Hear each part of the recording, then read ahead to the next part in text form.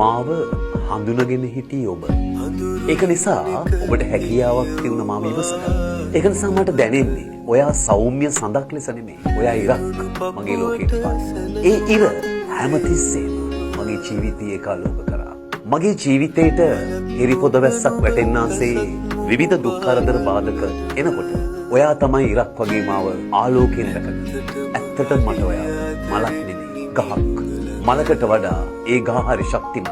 මලක් කවදා හරි බොළඳ ලෙස පර වෙලා වැටෙනවා. ඒ වුණාට ගහ දලුලලා වැඩෙනවා. ඒ දලුදදා වැඩෙන ගහක් වගේ වගේ ජීවිතේට විවිධ හෙන පතිත වෙනකොට මාව රැකගෙන මාව හෙවණ කරගෙන ඔයා මාව දරාගන්න. ඒ ආදරේ බොළඳ වූවක් නෙමෙයි. ඒ ආදරේ හරි ශක්තිමත්. ඒ ආදරේ හරි යථාර්ථවාදී. අන්න ඒ තමයි මට දැනෙච්ච ආදරේ.